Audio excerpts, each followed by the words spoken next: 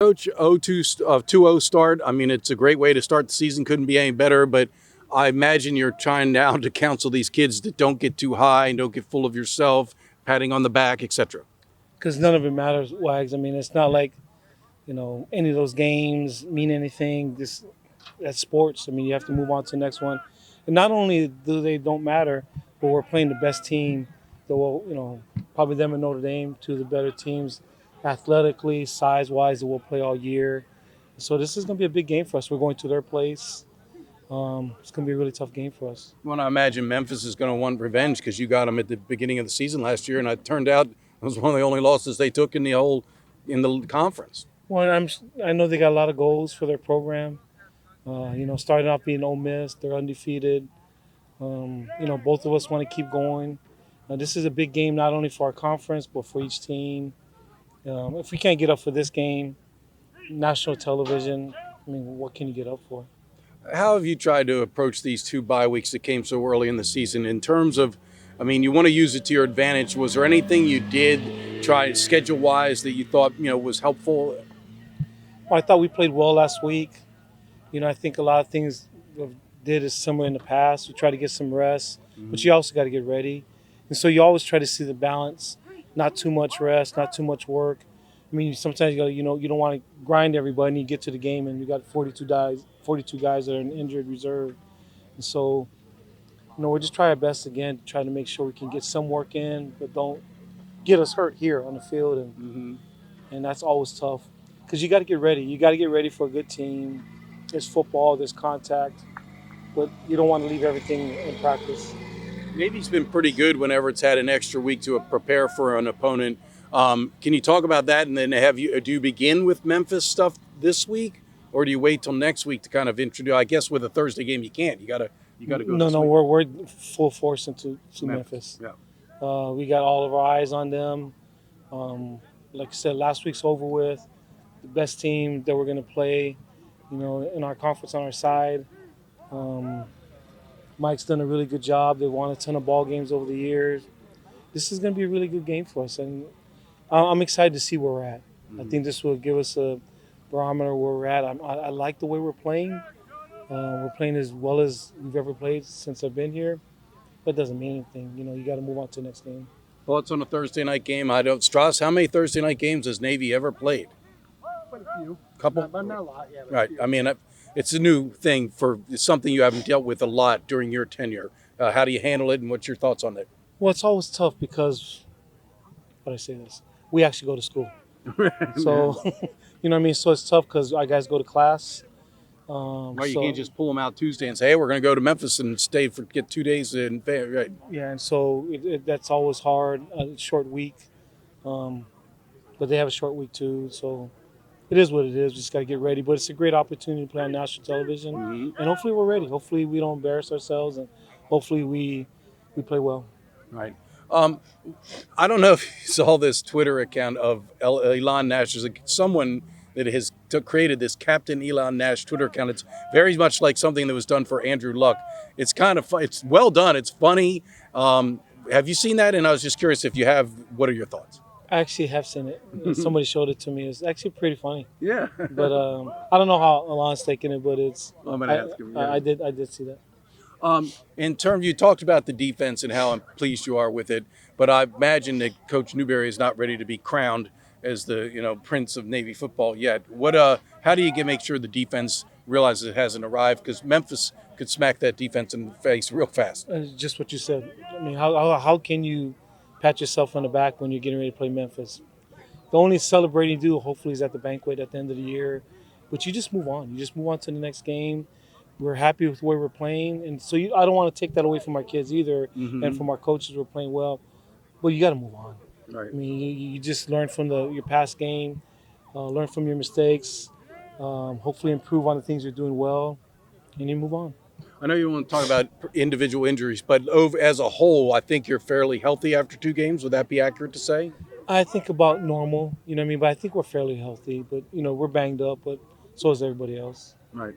Go ahead. And Coach, I just have one question. I'm doing a story on Malcolm. Just tell me, after he had went over 150 passing yards and that 80-yard touchdown pass, how well has he been pretty much just adjusting to what Coach Stutzman has been teaching him? Well, I've been really pleased with him. He's playing well. Thought he's played well the first 2 games. And so for him to throw the ball well is going to be good for us, can back people up, and it just expands our offense a little bit more. But really pleased with him right now and what he's doing. Coach, I was going to ask, with regard to the run and shoot, would it be fair to say that you haven't shown all of what you've implemented? I think some of the throws that I saw against in the last game were typical Navy throws, a lot of downfield play action stuff. Actually, the passes to CJ were passes that are a staple of your offense. Yeah, but we threw some in the gun too, though.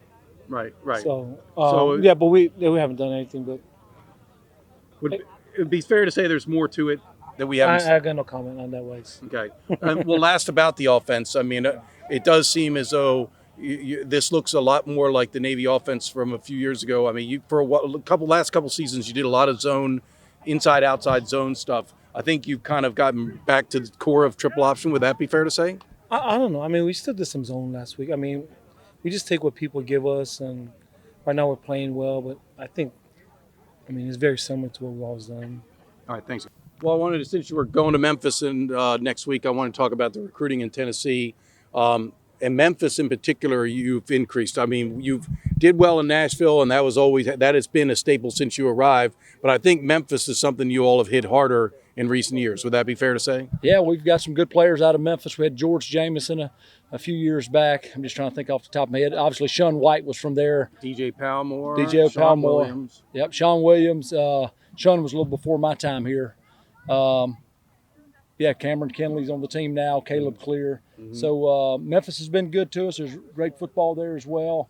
It seems like a natural fit. Us being an AAC obviously helps us, I think, going back to Memphis and playing. Guys get excited about that. So, yeah, it's been good.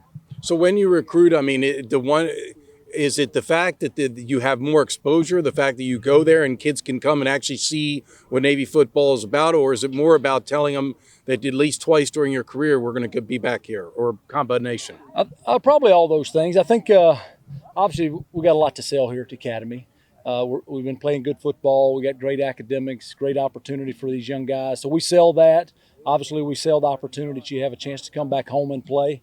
The distance from home is relative to the other 2 service academies, I think helps us as well.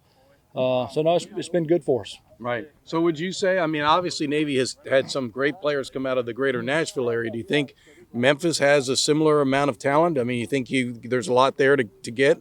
Oh, there's no doubt. Yeah, Memphis is there's talent everywhere in Memphis. Mm-hmm. Probably one of the better cities in the country, I think, right now for talent. Mm-hmm. So we've been fortunate to find some guys, and they've come here and they've all done obviously well for us. So I think we'll continue to do that, and then year to year, it's some years Memphis is strong, some years Nashville is strong. We've been over in East Tennessee as well, in Chattanooga and Knoxville recruiting. So the whole state's been good to us. We've got good players from all those areas, and then year to year, maybe one's a little stronger than the other, or maybe they have a better fit for us that year. So when you go to Memphis, about how many different schools might you hit? Oh, good gracious. 15? How many are there? 12, 14 schools within Memphis proper? Quite a few more. And then on the eastern suburbs, there are a lot of really good schools. Right. Is Cordova one of them? Cordova is one of them. Right. What are the other suburbs that you can think of offhand? Cordova's good. Germantown's good. Collierville is good. And then there's private schools throughout those areas. Mm-hmm. So the city and the outlying areas have all been good for us. Right. All right. Thanks. I wanted to ask you about the Captain Elon Nash Twitter account. What's your thoughts on that? I think it's hilarious. Whoever's behind that is pretty smart, putting out some good content. It's been very amusing. A lot of guys on the team are getting a kick out of it, but no one finds it funnier, I think, than my own mom. She loves it. I make sure to screenshot and send them all to her. So when you first saw it, were you alarmed and thought, hey, this isn't me, and had to make sure you told people that this isn't me doing this, or how did you react when you first saw it? Well, I saw it was right around the time as the Andrew Luck retirement, so I had followed that account and had seen that for a while. So when it popped up, I was confused at first, but then once I saw what it was, my first thing I laughed about it, but then I started pressing all my friends to see who was behind it, but still haven't confirmed who it was, but I have some ideas. Well, that was my next question. I know it's rather anonymous, but do you think it's someone here at the Academy, a part of the Brigade of Midshipmen? Yeah, it's got to be somebody close by, so I'm going to assume it's one of my teammates, someone probably close to me, on my inner circle.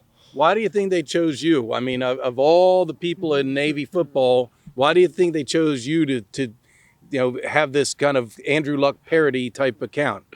That's something once we find out who it is, you'll have to ask him. But just a lot of the guys tease me for the way I talk sometimes, or really? just the way I carry myself in some situations. So I wasn't shocked that they picked me, but you'll have to ask them what the real reason was. Right. So you think you're like an old soul of? I mean, I wouldn't say quite like that, but a little bit, I guess. Right. So how active are you on Twitter? I mean, you have your own account, right? Do you do a lot of postings? Yeah, I'm pretty active on Twitter. I stay on it a lot of funny stuff on Twitter. Right. I mean, I have to admit, when I first saw it, I wasn't sure that it wasn't you, but I didn't know what your account was, so I wasn't able to compare. But I mean, do you worry about confusion? I bet there's a lot of people who really think it's you. Yeah, there were a lot of people out here who said, "Why are you doing this? Like, what is this account?" I was like, made sure to make that very clear. It wasn't me. Funny, I support it, but no, it wasn't me who made it. So do you retweet it? Yeah, I make sure to retweet it. Okay. Wanted to get back to how you ended up at Navy. So when was the first you had contact with Navy? I don't know if you'd gone to a Memphis Navy game and seen them play, or if kind of how did this evolve? So Sean Williams actually worked out with my strength coach at Lausanne, Coach Mark Hamer. Mm-hmm. So my strength coach reached out to Sean's dad. He got in contact with Coach Ingram, and Coach Ingram called me, and they actually offered like the day after my birthday, so like March 4th. I remember the date. Really? And it was Of my your first offer. junior year? Of my junior year. Mhm. Right, Yeah, okay. March 4th. Yes, sir. And did you have immediate interest? I mean, what was your thought? I mean, I don't know how much you knew Right. about service academies, etc., but were you interested right off the bat? To be completely honest, I really didn't know too much about it. So, I mean, I was grateful for it, of course, but I was like, I mean, I'm going to keep my options open. My granddad's a retired chief in the Navy, though, so we had many long conversations about the Navy and the opportunities. And as I just went on throughout the recruiting process, I noticed that a lot of adults told me that I need to latch onto this opportunity, a lot of my teachers. So I began to look into it more, look into the aspects of the academy, the benefits of the military, how I could grow within the academy. So it piqued my interest a lot. So as you're playing football in Memphis, were you aware of guys like DJ Palmer, Sean Williams? They've had some good players from Right. Memphis come to Navy. Did you know those guys at all? Right, of course, I knew of them. DJ Palmer was at Christian Brothers. My older brother played there. Sean Williams was at Cordova. Jerry Thompson, he played at White Station. So I definitely saw their names. I reached out to a couple of them while I was getting recruited. So those are definitely guys I looked up to a little bit. Right, and Coach Ingram does a good job of selling the academy and all of what it's about. Oh, amazing job. Coach Ingram is a great recruiter. I mean, he came in. It was a 6 a.m. workout. He sat me, Mario Nolan Dillard, and Cameron Taylor down at the table, had the PowerPoint in front of us, went through the slideshow, and I was sold at that point. Of course, I didn't commit on the spot, but Right. in my head, I was sold at that point. So he's a great salesman. What in terms of the fact that they play in the American Athletic Conference, Right. and they go to Memphis, and how much is that an impact? Does that matter to you? I mean, Right. I mean, it was definitely a huge feeling. I mean, a lot of people don't get to play in front of their hometown. So once I saw they played Memphis, I'll be able to go down there twice a year. We'll play them all 4 years. I was like, I got to hop on that opportunity, go down there my freshman year, come back down there my junior year. So that's definitely an experience that every kid wants, to come back to the hometown, play in their stadium. So I'm excited for that. So in high school, were you a D-back? Because you're a pretty big guy. I think maybe you might have been a linebacker. No, I played corner and safety in high school. You did? I kept going back between the two, a little bit of receiver. So yeah, I've been in the secondary my whole life. When I interviewed you the other day, you mentioned your dad and your brother. Is your dad a football coach, or did coach you on the youth level? And is your brother also a football player? Yeah, honestly, my dad's been my coach my whole life. This is the first year that my dad's not coaching one of his sons. Coached me in Little League with the Memphis Falcons. Then I transitioned into middle school. He was coaching my little brother then, but he coached defensive line at my high school. So I was with him all 4 you years. mentioned about trying to get with your brother. Right. Was one of your brothers a defensive lineman? Yeah, my brother plays DN at Middle Tennessee State. He's a freshman down there. Oh, okay. So, I got you. So yeah. that's a connection. So football, real football family. Oh, it runs in the family. It's pictures of me holding the football when I was one, running around the house, stuff like that. I mean, it's definitely, you can imagine the competition gets heated. We critique each other a lot, but we're each other's number one supporters.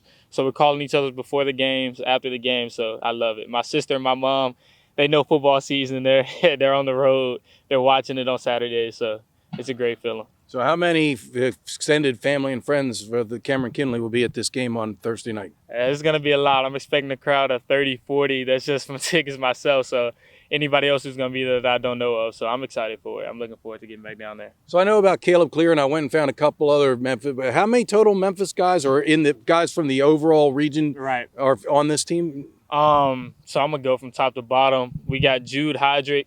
He's a senior. In my class, it's me. Cameron Taylor's a manager. He works with our recruiting team. Sophomore class, we have Caleb Clear. Freshman, we have Kip Franklin, Walter, Luke Coleman, and I might be leaving out a couple, but it's definitely about seven, 8 of us. So And these are guys you always played against in high school. yeah. You're They familiar with these guys? Luke and Jude Hodrick went to Briarcrest. Walter went to Christian Brothers, and then these Caleb, are rival schools. Yeah, these are all rival private schools down there. So definitely saw them compete against each other. We played against them a couple of times. So it's kind of cool to have that Memphis posse here. oh, I love it. We all stick together. I mean, we rep our city probably more than anybody here. So all the guys are teasing me right now about going down there. They're ready to try whatever food we might get, everything. We hype up. So I'm excited for them to get a chance to go down there to the city. So where is the best barbecue in Memphis? Me personally, I mean, I like Tops Barbecue. It's a little smaller, but the big name barbecue is probably Rendezvous, Corky's. You'll hear about those. What's this one in the center city over by the Martin Luther King Museum? That's probably Rendezvous that you're thinking of. Yeah. Right. Yeah, So- there's a bunch of good ones. Yeah, it's great. You can't go wrong. Central Barbecue, that's the one I'm thinking about. Okay, Central Barbecue. Yeah, that's another good one. So Right. The whole Navy team went there one time, I think. okay, yeah, you can't go wrong. You All right. can't go wrong.